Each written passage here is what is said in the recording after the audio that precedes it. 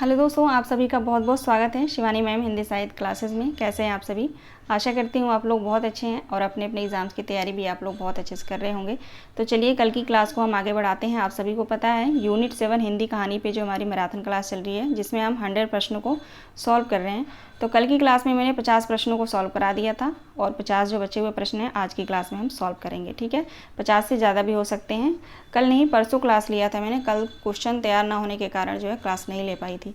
ठीक है, तो चलिए देख लेते हैं आज के प्रश्नों को। और हाँ, परसों जो मैंने क्लास लिया था उसमें प्रश्न नंबर 19 में थोड़ा सा डाउट है, तो उसको एक बार क्लियर करते हुए फिर हम आगे बढ़ेंगे। ठीक है, देखेंगे क्वेश्चन नंबर 19 पिता कहानी से जो है प्रश्न है वो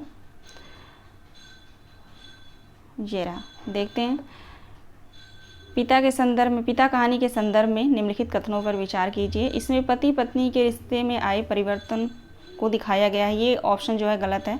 ठीक है, इसको मैंने सही बताया था। पति पत्नी के रिश्ते में आए हुए परिवर्तन तो पिता कहानी में नहीं दिखाया गया है। ठीक है, और पाँचवा ऑप्शन, ये दोनों ऑप्शन गलत होगा। ठीक है ना, तो आप लोग इसको सही कर लीजिएगा। ठीक है ना, चलिए अब चलते हैं क्वेश्चन नंबर 51 पे।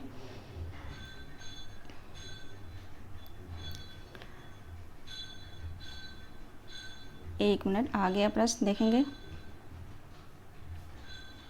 हाँ जी, यहाँ तक हो गया था, यहाँ से देखेंगे। ठीक है,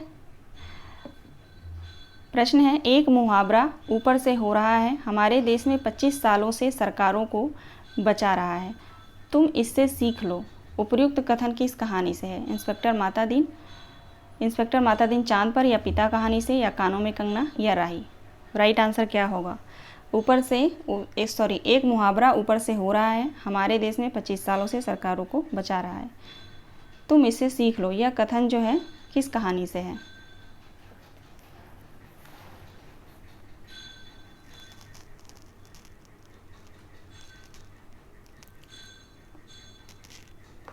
राइट आंसर हो जाएगा ऑप्शन ए, इंस्पेक्टर माता दीन चांद पर। ठीक है, चलिए आगे देखते हैं। अगला प्रश्न, प्रकाशन वर्ष के अनुसार कमलेश्वर की कहानी को पहले से बाद के क्रम में लगाइए। प्रकाशन वर्ष के अनुसार कमलेश्वर की कहानी को पहले से बाद के क्रम में लगाइए।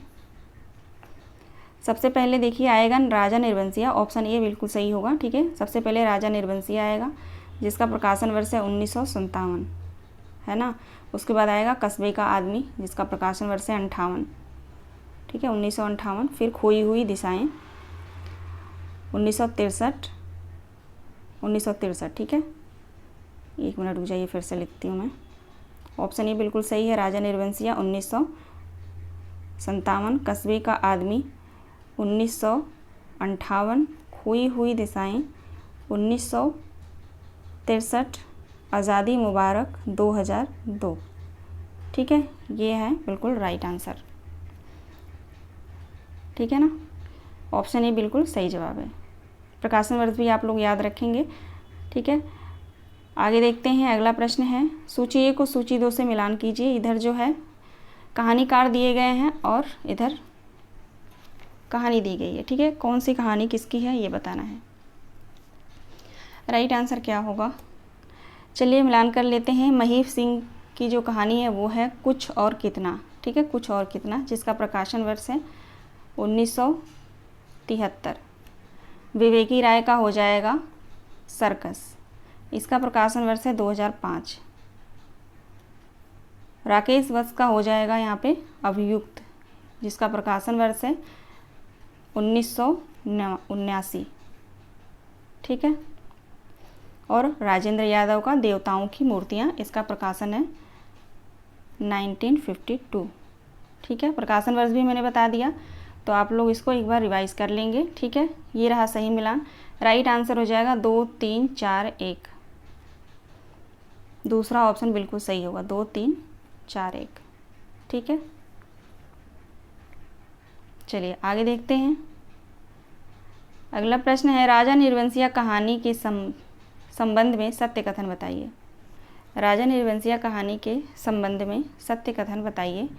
ऑप्शन ए है, यह कहानी कस्बाई जीवन पर आधारित है। ऑप्शन बी है, इसमें एक ही समय में पुराने तथा आधुनिक की 2 कहानियाँ साथ चलती हैं।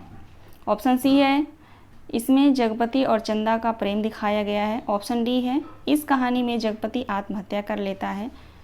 ऑप्शन ई है, जगपति और चंदा रामपुर के निवासी हैं तथा संतानहीन हैं।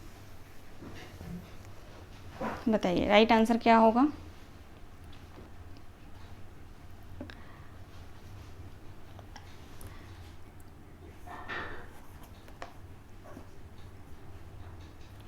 इसका राइट आंसर हो जाएगा A B D. A B D, A option बिल्कुल सही है, कस्बाई जीवन पर आधारित ये कहानी है। बी भी बिल्कुल सही है, ठीक है, और डी सही है ना। अब देख लेते हैं सी गलत क्यों है। इसमें जगपति और चंदा का प्रेम दिखाया गया है, प्रेम नहीं संघर्ष दिखाया गया है, इसलिए सी ऑप्शन गलत हो जाएगा। ई ऑप्शन देखेंगे, इसमें जगपति और चंदा रामपुर के निवासी तथा संतानहीन है। संतानहीन है ये तो सही है, लेकिन रामपुर के निवासी ये नहीं होते हैं, मैनपुरी, ठीक है, यहाँ पे लिख देती हूँ, मैनपुरी के निवासी होते हैं, ठीक है ना, रामपुर नहीं। तो इसलिए ई ऑप्शन यहाँ पे गलत हो जाएगा। राइट आंसर हमारा ऑप्शन तीसरा होगा, ए बी डी। आगे देखते हैं अगला प्रश्न, कमलेश्वर का पहला कहानी संग्रह कौन सा है। कमलेश्वर का पहला कहानी संग्रह कौन सा है।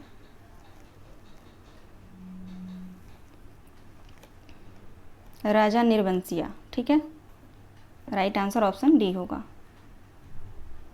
अगला प्रश्न है, एक से यदि पत्नीत्व और मातृत्व छीन लिया गया तो उसके जीवन की सार्थकता ही क्या। एक से यदि पत्नीत्व और मातृत्व ही छीन लिया जाए तो उसके जीवन की सार्थकता ही क्या। उपयुक्त कथन किस कहानी से है। परिंदे कहानी, राजा निर्वंशिया, सिक्का बदल गया, राही।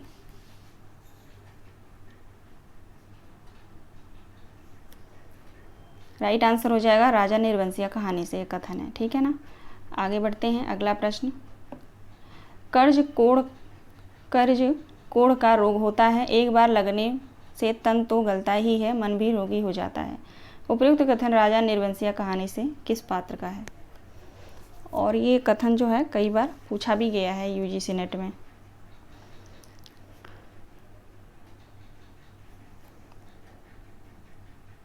जगपति का कथन है, ठीक है, ये सभी पात्र जो है राजा निर्वंशिया कहानी से हैं, ठीक है, तो ये कथन जो है जगपति का है। आगे बढ़ते हैं अगला प्रश्न, आदमी को पाप नहीं पश्चाताप मारता है, मैं बहुत पहले ही मर चुका था। राजा निर्वंशिया कहानी से यह कथन किस पात्र का है। ये भी जो है जगपति का है, ऑप्शन ए राइट आंसर हो जाएगा। अगला प्रश्न है, सिक्का बदल गया कहानी किस पत्रिका में प्रकाशित है। इस क्लास में आपको ये प्रश्न ज़्यादा मिलेगा, कौन सा कहानी किस कहानी संग्रह में संकलित है, ठीक है, उसको मैंने बहुत ज़्यादा प्रश्न को लिया है। सिक्का बदल गया कहानी किस पत्रिका में प्रकाशित है।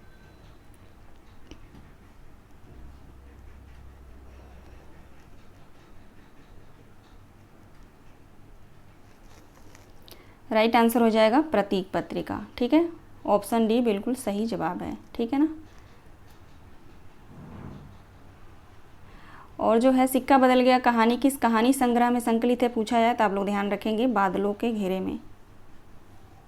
बादलों के घेरे में, ठीक है, बादलों के घेरे में कहानी संग्रह का जो है प्रकाशन वर्ष है 1980। इसी में जो है सिक्का बदल गया कहानी संकलित है, ठीक है। चलिए आगे देखते हैं अगला प्रश्न, बादलों के घेरे कहानी संग्रह में कुल कितनी कहानियाँ संकलित हैं। अब बताइए, बादलों के घेरे कहानी में जो है मैंने बता ही दिया, सिक्का बदल गया कहानी संकलित है। अब बताइए कितनी कहानियाँ संकलित हैं इसमें। टोटल 24 कहानियाँ संकलित हैं, ऑप्शन सी राइट आंसर होगा। अगला प्रश्न है, सिक्का बदल गया कहानी के मुख्य पात्र कौन हैं। मुख्य पात्र पूछा जा रहा है, गौड़ पात्र नहीं, ध्यान रखेंगे आप लोग। मुख्य पात्र में हो जाएगी शाहनी और शेरा, ए और सी राइट आंसर हो जाएगा, ऑप्शन ए, ठीक है ना। शाह जी पे मत जाइएगा क्योंकि शाह जी तो पहले ही उनकी मृत्यु हो चुकी होती है, ठीक है, तो गौड़ पात्र में है ये। आगे देखिए अगला प्रश्न, सिक्का बदल गया कहानी के संबंध में सत्य कथन बताइए। ऑप्शन ए है, यह कहानी भारत पाकिस्तान विभाजन के विभाजन के कारण होने वाले विस्थापन के दर्द की कहानी है। ऑप्शन बी है, इस कहानी में विधवा नारी की पराधीनता का मनोवैज्ञानिक अंकन किया गया है। ऑप्शन सी है, अविभाजित कश्मीर में चुनाव के तट स्थित जबलपुर की कथा का वर्णन है। सी ऑप्शन को आप लोग याद रखेंगे, बहुत इंपॉर्टेंट है। ठीक है। ऑप्शन डी देखेंगे, देश विभाजन की पृष्ठभूमि पर आधारित कहानी है। ये ऑप्शन है उपरोक्त सभी। ठीक है। सिक्का बदल गया कहानी में जो है अविभाजित कश्मीर में चुनाव के तट स्थित जबलपुर की कथा का वर्णन है। ये वन लाइनर करके पूछा भी जा सकता है। ठीक है। तो इस क्वेश्चन का राइट आंसर जो हो जाएगा ई ऑप्शन हो जाएगा, उपरोक्त सभी। ठीक। आगे देखिए, अगला प्रश्न है, सिक्का बदल गया कहानी में शाहनी किस नदी में नहाकर अपने घर जाती हैं?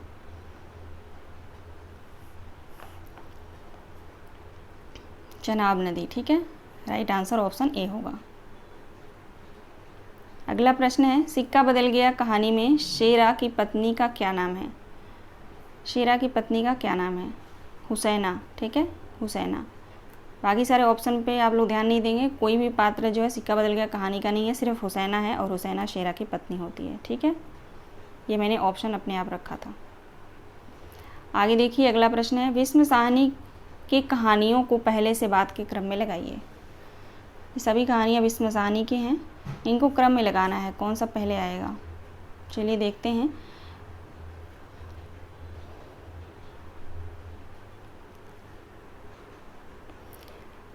पहले आएगा भाग्य रेखा। ठीक है, पहले आएगा भाग्य रेखा जिसका प्रकाशन वर्ष है 1953। उसके बाद आएगा पहला पाठ, इसका प्रकाशन वर्ष है 1957। फिर आएगा भटकती राख, इसका प्रकाशन वर्ष है 1966। उसके बाद आएगा पटरियाँ। ठीक है, जिसका प्रकाशन वर्ष है 1973। ये रहा क्रम, तो इसको आप लोग याद रखिएगा। भाग्य रेखा 1953, पहला पाठ 1957, भटकती राख 1966, पटरियाँ 1973।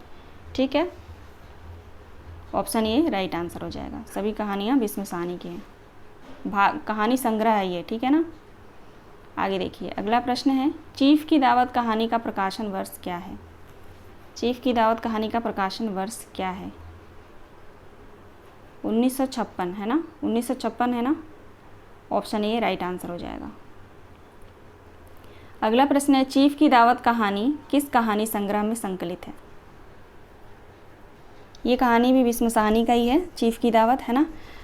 तो ये जो है किस कहानी संग्रह में संकलित है, बताइए आप लोग, बताइए राइट आंसर क्या होगा। पहला पाठ में, पहला पाठ, ऑप्शन सी।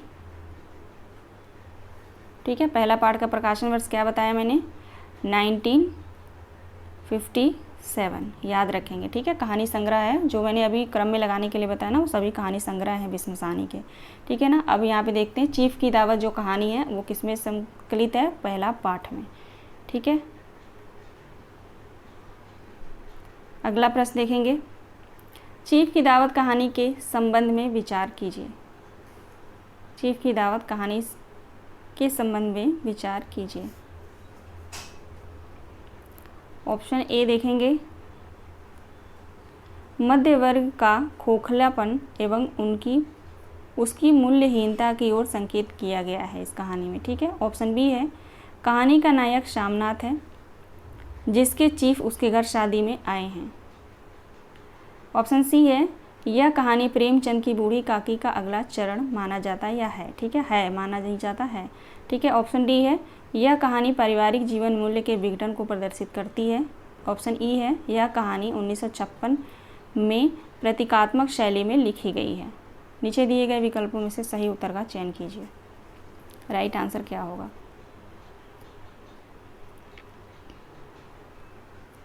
ए ऑप्शन बिल्कुल सही है। ठीक है, सी ऑप्शन भी बिल्कुल सही है और डी भी बिल्कुल सही है। तुम्हारा राइट आंसर हो जाएगा ए सी डी। ठीक है, ए सी डी तीसरा। अब देख लेते हैं जो गलत है वो गलत क्यों है।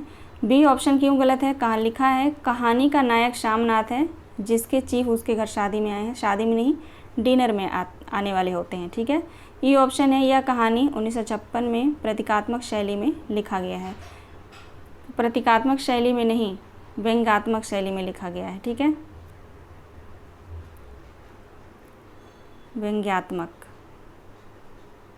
व्यंग्यात्मक शैली में लिखा गया है। इस वजह से जो है बी और ई ऑप्शन गलत हो जा रहा है। ठीक है ना, right answer A C D, बाकी सभी ऑप्शन बिल्कुल सही हैं। आगे देखिए क्वेश्चन नंबर 69, कहानी में यानी कि चीफ की दावत कहानी। ठीक है, चीफ की दावत कहानी में शामनाथ चीफ को डिनर पर आने से पहले अपनी विधवा माँ को क्या पहनने के लिए बोलता है। ठीक है, चीफ की दावत कहानी में जो शामनाथ है वो चीफ को अपने घर जो है डिनर पे बुलाया रहता है। ठीक है, तो चीफ के आने से पहले जो है वो पूरी तैयारियां करता है कि मैं किसको क्या बोलूं पहनने के लिए। पर्दे ठीक करता है, कुशन वगैरह सब कुछ, सोफ़ा बेड सब कुछ सही करता है। तो अपनी माँ को बोलता है कि मैं माँ को क्या बोलूं पहनने के लिए। वहीं से प्रश्न लिया है मैंने। ठीक है, तो अपनी माँ को कहता है कि आप जो है सफ़ेद कमीज़ और सफ़ेद सलवार होगा, यहाँ पे सलवार पहन लीजिए। ठीक है, ऑप्शन सी राइट आंसर होगा। ठीक है ना, ध्यान देंगे आप लोग, सफ़ेद कमीज और सफ़ेद सलवार। अब क्वेश्चन कहाँ से पूछ लिया जाए तो इसलिए प्रश्नों को लेना पड़ता है। ठीक है ना, अगला प्रश्न है, भीष्म साहनी की कहानी अमृतसर आ गया किस कहानी संग्रह में संकलित है।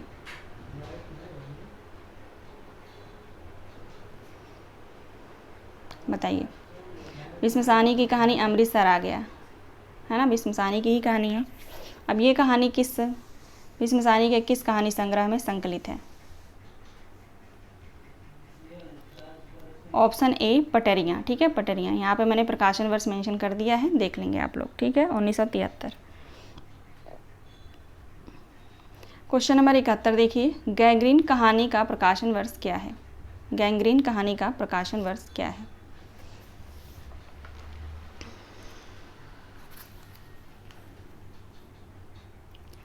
गैंग्रीन कहानी का प्रकाशन वर्ष क्या है। 1934।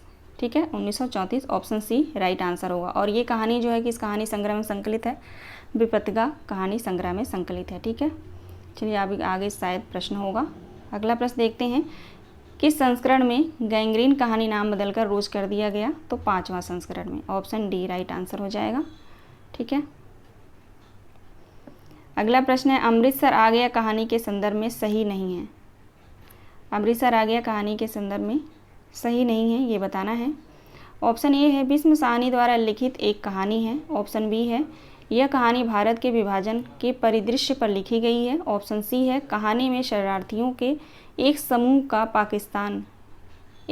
पाकिस्तान से भारत के समवर्ती शहर अमृतसर की ओर यात्रा के दौरान भयावहता और विनाश का वर्णन है। ठीक है, ऑप्शन डी देखेंगे, भीष्म साहनी ने विभाजन के विषय पर अपना महाकाव्य उपन्यास तमस 1973 में लिखा था, जिस पर प्रहलाद ननिहाल में एक टीवी फिल्म बनाया था।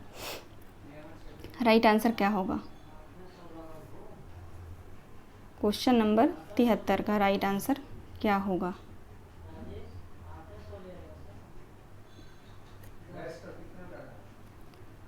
Option D. ठीक है, ऑप्शन डी राइट आंसर होगा। ठीक है ना, यहाँ पे देखेंगे, यहाँ तक तो बिल्कुल सही है। भीष्म साहनी ने विभाजन के विषय पर अपना महाकाव्य उपन्यास, ठीक है, महाकाव्य उपन्यास तमस 1973 में लिखा था, यहाँ तक बिल्कुल सही है। जिस पर प्रहलाद ननिहाल ने एक टीवी निहलानी, ठीक है, सॉरी, प्रहलाद निहलानी ने एक टीवी फिल्म बनाया था। ठीक है, तो इसने नहीं बनाया था, गोविंद करके नाम है। ठीक है, गोविंद,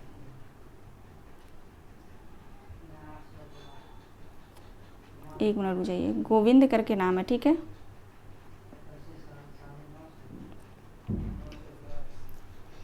पूरा नाम मुझे याद नहीं आ रहा, लेकिन गोविंद है स्टार्टिंग में। ठीक है ना, तो आप लोग ध्यान रखिएगा, ऑप्शन डी राइट आंसर है। अगला प्रश्न देखेंगे, गाड़ी के डब्बे में बहुत मुसाफिर नहीं थे। मेरे सामने वाली सीट पर बैठे सरदार जी देर से मुझे लाम के किस्से सुना रहे थे। वह लाम के दिनों में बर्मा की लड़ाई में भाग ले चुके थे और बात बात पर ही खीखी करके हंसते और गोरे फौजियों की खिल्ली उड़ा रहे थे। उपयुक्त कथन किस कहानी से है? चीफ की दावत, अमृतसर आ गया, सिक्का बदल गया, उसने कहा था। राइट आंसर क्या होगा? यह जो है पंक्तियाँ जो है किस कहानी से ली गई हैं? अमृतसर आ गया कहानी से। ठीक है, आगे बढ़ते हैं। अगला प्रश्न, अमृतसर आ गया है कहानी में जब लेखक यात्रा कर रहा था तब डब्बे में कितने पठान व्यापारी बैठे हुए थे? 3 बैठे हुए थे। ऑप्शन ए राइट होगा। ठीक है, अगला प्रश्न है, अमृतसर आ गया कहानी में दुबला बाबू नामक पात्र लेखक को कहाँ का प्रतीत होता था? लाहौर का, कराची का, पेशावर का, रावलपिंडी का। दुबला बाबू करके एक पात्र है, उसमें ट्रेन में बैठा होता है। ठीक है, तो उस जब बोलता है उसको अंदाज़ा लगाकर जो है लेखक बोलते हैं कि ये जो है यहाँ का प्रतीत होता है, तो वही पूछा गया है आप सभी से। राइट आंसर हो जाएगा पेशावर। कहते हैं पेशावर का मालूम पड़ता है। ठीक है, अगला प्रश्न है, मैं मन ही मन बड़ा खुश हुआ था क्योंकि मैं दिल्ली में होने वाला स्वतंत्रता दिवस समारोह देखने जा रहा था। अमृतसर आ गया कहानी के संदर्भ में यह कथन किसका है? पठान का, दुबला बाबू का, लेखक का, इनमें से कोई नहीं। तो ये जो कथन है लेखक का है। अब इसको पूछा जा सकता है कि अमृतसर आ गया कहानी में लेखक जो है कहाँ जा रहे थे? ठीक है, तो आप लोग ध्यान रखेंगे दिल्ली में होने वाला स्वतंत्रता दिवस समारोह देखने जा रहे थे। ठीक है, ऑप्शन सी। अगला प्रश्न है, एक ओर पाकिस्तान बन जाने का जोश था तो दूसरी ओर हिंदुस्तान के आज़ाद हो जाने का जोश। जगह जगह दंगे भी हो रहे थे और योम ए आज़ादी की तैयारियां भी चल रही थी। किस कहानी का अंश है? ये पंक्तियां जो है किस कहानी से ली गई हैं? अमृतसर आ गया। ठीक है, ऑप्शन बी राइट आंसर होगा। अगला प्रश्न है, शहर आ गया है, वह ऊंची आवाज़ में चिल्लाया, अमृतसर आ गया है, यह कथन किसका है? अमृतसर कहानी से जो है ये कथन किस पात्र का है? पठान व्यापारी का, दुबला बाबू का, गार्ड बाबू का या लेखक का? दुबला बाबू का। ठीक है, बहुत ही महत्वपूर्ण पात्र है ये दुबला बाबू। आगे देखिए अगला प्रश्न, अमृतसर आ गया कहानी में कहानीकार ने किस स्टेशन का उल्लेख नहीं किया है? अमृतसर आ गया कहानी में आप सभी को बताना है इनमें से किस स्टेशन का उल्लेख नहीं है। ऑप्शन डी गुरदासपुर का नहीं है, बाकी झेलम स्टेशन का भी है, वजीराबाद का है और हरबंसपुरा का भी है। ठीक है, अगला प्रश्न है, चीफ की दावत कहानी में दावत की तैयारी कितने बजते बजते मुकम्मल होने लगी? 5 बजे, 6 बजे, 7 बजे, 8 बजे।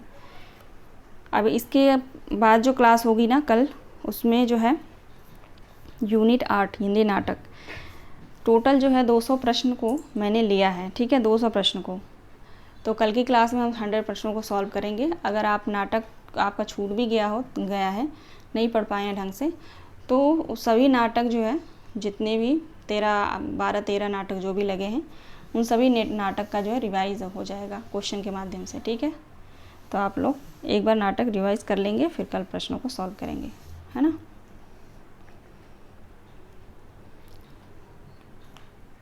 क्वेश्चन नंबर 81 का राइट आंसर हो जाएगा ऑप्शन ए 5 बजे। अगला प्रश्न है, एक राजा निर्वंशिया थे, लेखक को कौन सुनाया करती थी? माँ, मौसी, दादी, नानी। एक राजा निर्वंशिया थे, आप राजा निर्वंशिया की कहानी पढ़ेंगे तो इसी पंक्ति से स्टार्टिंग है। ठीक है, तो ये कौन सुनाया करता था लेखक को? माँ। आगे चलते हैं, अगला प्रश्न, औकात आदमी की देखी जाती है कि पैसे की? तुम तो राजा निर्वंशिया कहानी से यह कथन किसका है? ठीक है, कथन है ये, औकात आदमी की देखी जाती है कि पैसे की? तुम तो। ठीक है, राजा निर्वंशिया कहानी से किसका कथन है ये? चंदा का कथन है। चंदा कौन थी? जगपति की पत्नी थी। अगला प्रश्न है, चांद पर पहुंचने के बाद माता दीन ने किस मंदिर को स्थापित करने का सुझाव दिया? हनुमान मंदिर, राम मंदिर, कृष्ण मंदिर, परशुराम मंदिर। चांद पर पहुंचने के बाद माता दीन ने किस मंदिर को स्थापित करने का सुझाव दिया? हनुमान मंदिर, ठीक है, हनुमान मंदिर। आगे देखिए अगला प्रश्न, राजा राधिका रमण प्रसाद सिंह द्वारा रचित कानों में कंगना कहानी कब और किस पत्रिका में प्रकाशित हुई? कानों में कंगना कहानी किस पत्रिका में प्रकाशित हुई? 1913 इंदु पत्रिका में। राइट आंसर ऑप्शन सी होगा। अगला प्रश्न है, कानों में कंगना कहानी राजा राधिका रमण सिंह के किस कहानी संग्रह में संकलित है? बताइए। कानों में कंगना जो कहानी है वो किस कहानी संग्रह में संकलित है? कुसुमांजलि, ठीक है। कुसुमांजलि जो है राधिका रमण सिंह का कहानी संग्रह है। अगला प्रश्न है, कानों में कंगना कहानी से संबंधित असत्य कथन बताइए। कानों में कंगना कहानी से संबंधित असत्य कथन बताइए। ऑप्शन डी जो है यहाँ पे असत्य है, ठीक है। देख लेते हैं ऑप्शन ए, यह कहानी लेखक के आग्रह में अपने अध्ययन काल में लिखी। ऑप्शन बी है, लेखक की यह कहानी प्रतियोगिता में प्रथम पुरस्कार से सम्मानित हुई थी। ऑप्शन सी है, यह प्रेम व वासना के अंतर को स्पष्ट करने वाली मार्मिक कहानी है। ऑप्शन डी है, कहानी में एक राजकुमारी का निर्धन से विवाह होने की पीड़ा का चित्रण है। तो ऐसा कुछ नहीं है इस कहानी में, है ना। तो राइट आंसर ऑप्शन डी हो जाएगा। अगला प्रश्न है, तेरा नाम क्या है? राही कहानी में यह कथन किसने किससे पूछा है? कौन कहता है राही कहानी में कि तेरा नाम क्या है? किसने किससे पूछा है? Question number 88। राइट आंसर हो जाएगा ऑप्शन ए, अनीता ने कैदी स्त्री से। अगला प्रश्न है, सूर्यपुरा के राजा राधिका रमण सिंह जी हिंदी के एक अत्यंत भावुक और भाषा की शक्तियों पर अधिकार रखने वाले एक पुराने लेखक हैं। यह कथन किस विद्वान का है? यह कथन किस विद्वान का है? तो आचार्य रामचंद्र शुक्ल जी का है। राइट आंसर ऑप्शन डी होगा। आगे बढ़ते हैं। अगला प्रश्न है, नरेंद्र अब मैं चला, किरण तुम्हारे हवाले। कानों में कंगना कहानी से यह कथन किसका है? सभी पात्र जो है कानों में कंगना कहानी के हैं, ठीक है।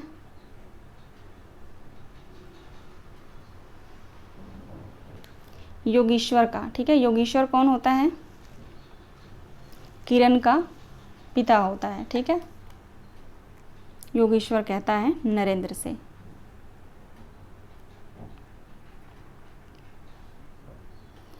अगला प्रश्न है, राही कहानी सुभद्रा कुमारी चौहान के किस कहानी संग्रह में संकलित है? राही कहानी सुभद्रा कुमारी चौहान के किस कहानी संग्रह में संकलित है? बताइए। सीधे साधे चित्र। राइट आंसर ऑप्शन ए होगा। राही कहानी का प्रकाशन वर्ष बताइए। राही कहानी का प्रकाशन वर्ष क्या है? 1947। आगे देखते हैं अगला प्रश्न, निम्नलिखित में से कौन सा कथन राही कहानी के संदर्भ में असंगत है? ऑप्शन ए है, राही कहानी में निर्धन देशवासियों की पीड़ा की मर्मस्पर्शी अभिव्यक्ति की गई है।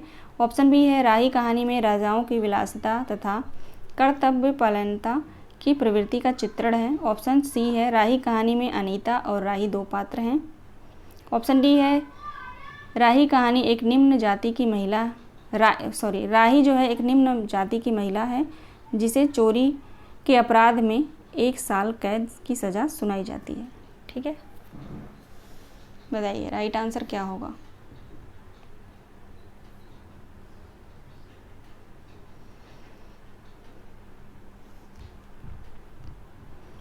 राइट आंसर हो जाएगा ऑप्शन डी, ठीक है। ऑप्शन डी जो है असंगत है, असंगत पूछा गया है तो राइट आंसर ऑप्शन डी होगा। बाकी सभी ऑप्शन जो है बिल्कुल सही हैं। अगला प्रश्न है, राही किस जाति की स्त्री है? राही जो है किस जाति की स्त्री रहती है? तो मंगरोरी जाति की, ठीक है। अगला प्रश्न देखेंगे, राही से बातचीत के बाद अनीता के मन में अनेक विचार आए, कौन सा विचार उसके मन में नहीं आया ये बताना है। ठीक है। राही कहानी की पात्र है राही, ठीक है। तो आप सभी को बताना है कि राही से बातचीत के बाद अनीता के मन में विचार आए, कौन सा विचार उसके मन में नहीं आया ये बताना है। ऑप्शन ए देखते हैं, देश को किस प्रकार स्वतंत्र किया जाए। ऑप्शन बी है, कुछ लोग आराम की और कुछ लोग चोरी करके पेट पालने की ज़िंदगी क्यों बिताते हैं। ऑप्शन सी है, एक ही देश में निवासियों को खाने पहनने का समान अधिकार मिलना चाहिए। ऑप्शन डी है, सरकारी वकील की चातुर्यपूर्ण जिरह के कारण छोटे छोटे बच्चों की माताएं जेल भेज दी जाती हैं। अब इनमें से कौन सा विचार उसके मन में नहीं आया है ये हमें बताना है।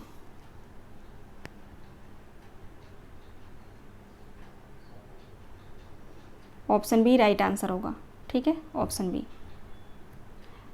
1 मिनट रुकेंगे आप लोग, एक क्वेश्चन यहाँ पे।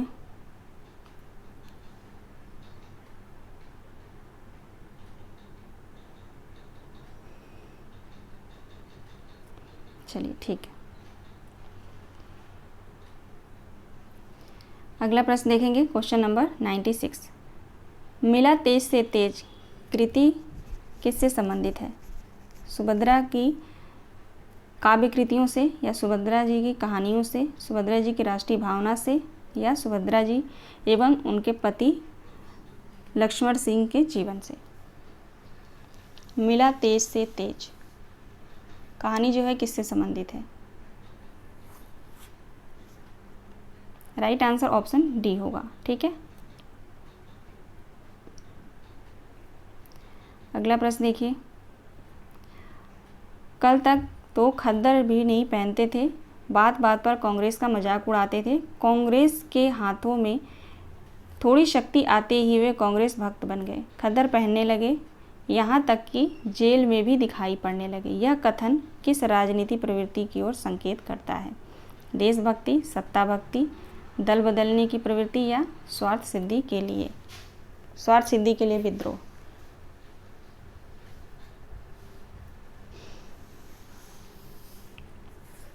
क्वेश्चन नंबर 97 का राइट आंसर हो जाएगा सत्ता भक्ति, ठीक है। ऑप्शन बी बिल्कुल सही जवाब है। अगला प्रश्न है, राही कहानी की मूल संवेदना से संबंधित कथन नहीं है। ऑप्शन ए, सच्ची देशभक्त इन गरीबों के उत्कृष्ट निवारण में है। बी ऑप्शन है, मानवता से बढ़कर कोई धर्म नहीं।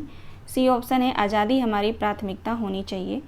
डी ऑप्शन है, अशिक्षा और अज्ञानता को मिटाकर निर्धन वर्ग का जीवन लक्ष्यबद्ध बनाना चाहिए, ठीक है। तो इनमें से जो है कथन कौन सा नहीं है ये बताना है। राही कहानी की मूल संवेदना की बात हो रही है, ठीक है। ऑप्शन सी, अशिक्षा और अज्ञानता को, ऑप्शन सी होगा, ठीक है। आज़ादी हमारी प्राथमिकता होनी चाहिए, ये जो है मूल संवेदना में नहीं आता, बाकी सारे ऑप्शन आते हैं, ठीक है। तो नहीं पूछा गया है, तो राइट आंसर ऑप्शन सी होगा। अगला प्रश्न है, राही कहानी में अनीता अपने स्वप्न को सच्चाई में परिवर्तित करने की एक मधुर कल्पना लेकर घर चली गई। इस कथन में किस स्वप्न की ओर संकेत है। अब ऑप्शन देखेंगे, देश को आज़ाद कराने का स्वप्न। ऑप्शन बी है, भीख मांगकर और चोरी करके जीने वालों के जीवन को लक्ष्यबद्ध बनाने का स्वप्न। ऑप्शन सी है, स्त्री शिक्षा के प्रसार का स्वप्न। ऑप्शन डी है, अंधविश्वास मुक्त समाज की स्थापना का स्वप्न, ठीक है। 99 क्वेश्चन नंबर 99 का राइट आंसर हो जाएगा ऑप्शन बी, भीख मांगकर और चोरी करके जीने वालों के जीवन को लक्ष्यबद्ध बनाने का स्वप्न, ठीक है ना। ये हमारा राइट आंसर होगा। अगला प्रश्न है, अली जावेद जैदी का दुनिया का अनमोल रत्न कहानी के विषय में मत नहीं है, ठीक है। अली जावेद जैदी का जो है यहाँ पे दुनिया का अनमोल रत्न कहानी के विषय में मत कौन सा नहीं है ये बताना है, ठीक है। ऑप्शन ए है, दुनिया का अनमोल रत्न नवाब राय के द्वारा रचित कहानी है। ऑप्शन बी है, इस कहानी का प्रकाशन वर्ष 1906 है। ऑप्शन सी है, यह नवाब राय की पहली कहानी है। ऑप्शन डी है, यह कहानी नवाब राय के मानसरोवर भाग 1 में संकलित है। राइट आंसर क्या होगा?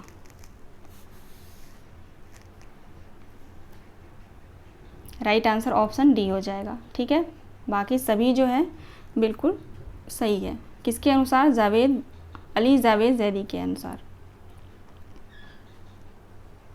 अगला प्रश्न देखेंगे 101। दिल फिगार निम्नलिखित में से कौन सी अनमोल चीज़ लेकर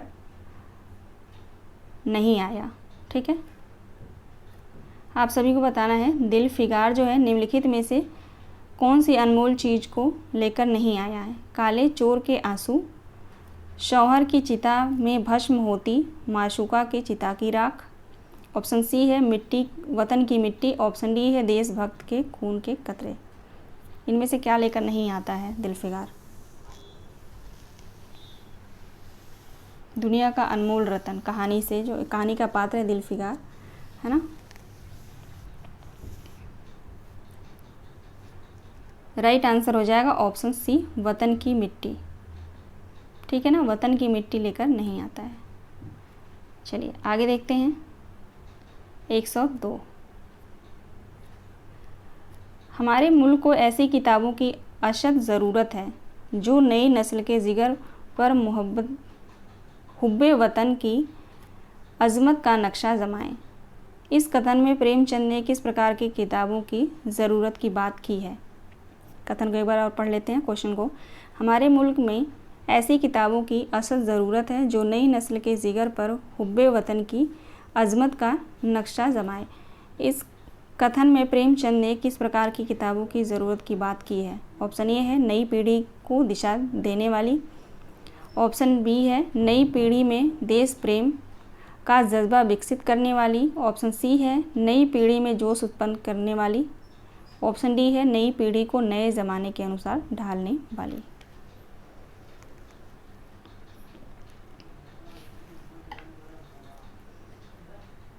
राइट आंसर हो जाएगा ऑप्शन बी नई पीढ़ी में देश प्रेम का जज्बा विकसित करने वाली। ठीक है, ऑप्शन पढ़ के ही आप लोग जान गए होंगे राइट आंसर, है ना।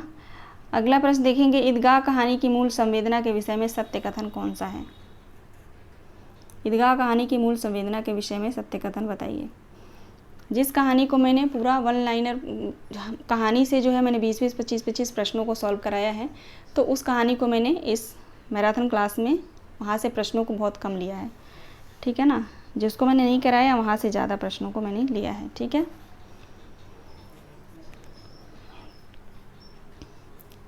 103 का राइट आंसर हो जाएगा ऑप्शन डी। ठीक है, चलिए सभी ऑप्शन देख लेते हैं। ऑप्शन ए है अभाव एवं संघर्ष जिस प्रकार बच्चों को समय से पहले ही समझदार बना देता है। ऑप्शन बी है यह कहानी बाल मनोविज्ञान की सशक्त प्रस्तुति है। ऑप्शन सी है इस कहानी में श्रम के महत्व सौंदर्य की अभिव्यक्ति है। ऑप्शन डी है कहानी का उद्देश्य सांप्रदायिक सद्भाव की स्थापना है। तो ईदगाह कहानी के बारे में बात हो रही है, मूल संवेदना के विषय में सत्य कथन यहाँ पे पूछा जा रहा है। तो 103 का राइट आंसर हो जाएगा ऑप्शन डी। ठीक है, कहानी का उद्देश्य सांप्रदायिक सद्भाव की स्थापना है।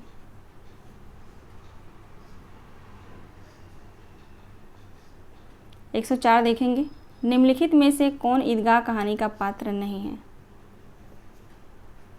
निम्नलिखित में से इनमें से कौन सा पात्र जो है ईदगाह कहानी से नहीं है? तो जुम्मन शेख नहीं है और भजन सिंह नहीं है। ठीक है ना, बाकी महमूद और मोहसिन ये दोनों जो है ईदगाह कहानी के पात्र हैं। तो यहाँ पे चलिए कूट वाला ऑप्शन नहीं दिया गया है, तो राइट आंसर यहाँ पे मैं कर देती हूँ, ए ऑप्शन राइट हो जाएगा। केवल 2 और 4। ठीक है, केवल 2 और 4 राइट आंसर होगा, है ना। चलिए आगे बढ़ते हैं 105 और आज का लास्ट प्रश्न। बच्चे हादिम, ठीक है, ईदगाह कहानी से है। बच्चे हादिम ने बूढ़े हादिम का पार्ट खेला था कैसे? ईदगाह न जाकर, अमीना दादी की घर पर मदद कराकर, उन्हें गरीबी से निकालने की राह बताकर, या बाल सुलभ आकर्षण छोड़कर चिमटा खरीद कर। तो बताइए, बच्चे हामिद ने बूढ़े हामिद का पार्ट खेला था, कैसे खेला था? राइट आंसर ऑप्शन डी हो जाएगा। बाल सुलभ आकर्षण को छोड़कर वो जो बेचारा चिमटा खरीदता है अपनी दादी के लिए कि उसके दादी का हाथ ना जले, है ना। तो राइट आंसर ऑप्शन डी हो जाएगा। तो आज का ये लास्ट प्रश्न था। आशा करती हूँ कि आप लोग सभी प्रश्नों को सॉल्व किए होंगे मेरे साथ, ठीक है। जो स्टूडेंट बाकी रह गए हैं वो भी कर लेंगे, ठीक है ना। तो कल की क्लास में हम नाटक से संबंधित प्रश्नों को सॉल्व करेंगे। ओके, चलिए मिलते हैं नेक्स्ट वीडियो में। सभी दोस्तों का बहुत बहुत धन्यवाद और अच्छे से रिवाइज आप लोग कर लीजिएगा, रिवीजन कर लीजिए। अब तो पेपर बहुत पास है, ठीक है ना।